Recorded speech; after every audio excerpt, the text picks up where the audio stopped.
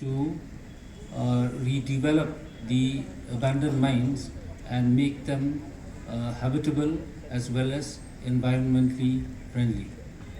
Okay, that's a very interesting point, but I'll perhaps come back to that. But since this is the audience questions, there is one which says, suppose your party is elected to power. What is the first legislation that you will legislate after being elected? Your options include education, land, revenue, and employment.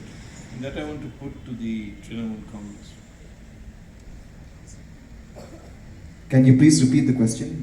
What is the first legislation, the first law Options? that your party would legislate when elected? The options include the options you can choose your priorities. You don't have to talk about the border issue again. As a party, we have made it very clear. Anybody who wants to read our manifesto, you can go through it. Our vision. It's a long manifesto. Our vision for the state is very clear in every single sector.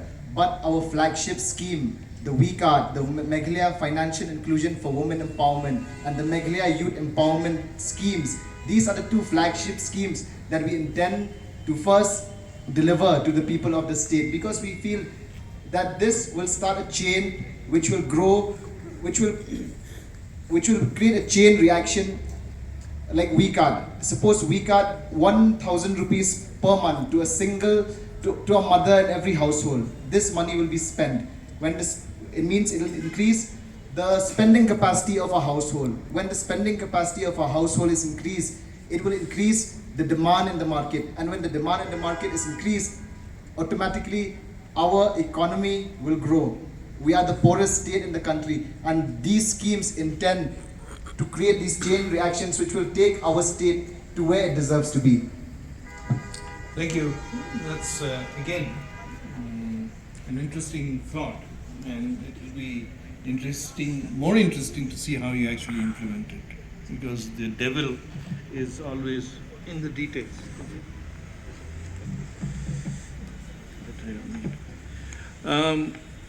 I want to come to the Congress, Manuel.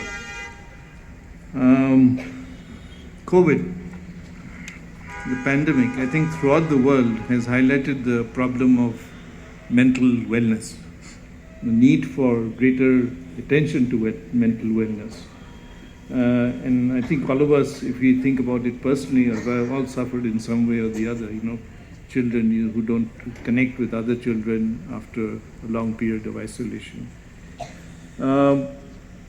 Mental wellness in the state, to deal with it, inadequate resources, personal infrastructure. How do you bridge this gap? See, it has nothing to do with COVID. I think human mind has an uncanny ability to bounce back. It just made it much more pronounced. Okay, it made it much more pronounced. We are a very unhappy state, okay? As far as happiness index is concerned, we are one of the last. Depression is a serious concern when it comes to the youth at large in the state, which is still not recognized yet. But I have this firm belief that all these kind of mental illnesses are also related to unemployment. The fact that a kid has graduated well from school and from college and still not being able to get a job after many years of being at home is also a major concern for our citizens at large.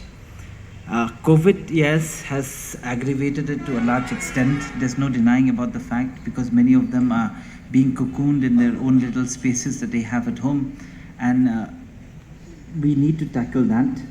But I think as a policy or as a government's initiative, it has to be holistic in nature, not necessarily only COVID related. I think mental health and happiness is a major factor which probably has to be taken seriously, and if the Congress do come into power, will take it seriously. It's an important thing that has to be integrated in our social systems. It could be in a church. We have to have counseling classes and so on and so forth. It could be in schools. We have counseling, and especially urban-centric counseling centers are very, very critical and important.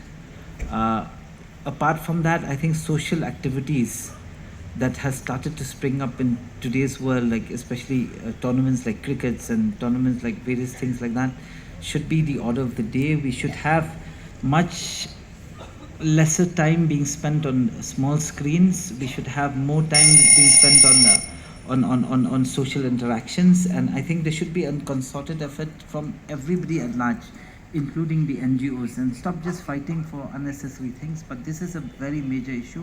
I think even from the government and everybody, we need to put our hands together and walk this and walk the talk. Yeah.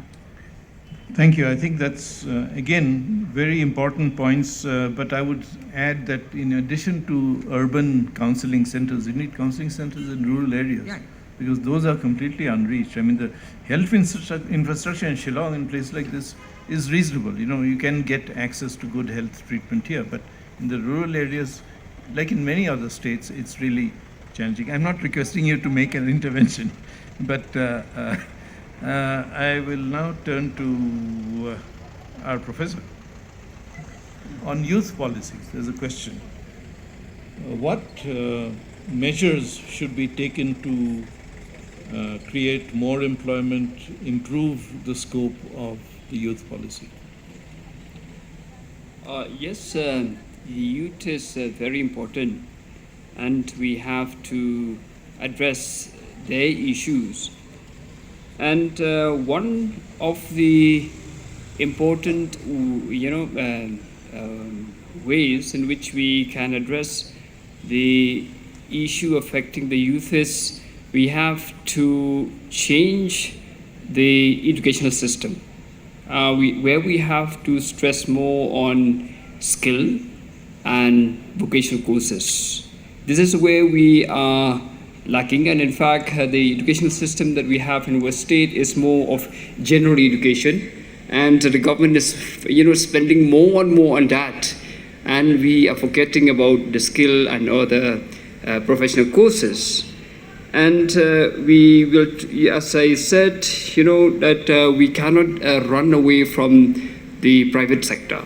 The private sector is a reality, and the government cannot really create jobs on its own, and therefore we have to promote investment from outside the state or within the state, and we have to create the environment which is conducive for investment. And also, from the party, we want to promote entrepreneurial skill and even a financial assistance to the youth, and make this the state which is conducive for the youth to grow. And as I said again, in order for for the youth to grow, or to create more opportunities for the youth, you should have the rule of law. Because when we have the rule of law, the economy is thriving, and when the economy is booming, then the youth will be able to benefit. Otherwise, without law and order, is going to be very difficult. For example, in the last time,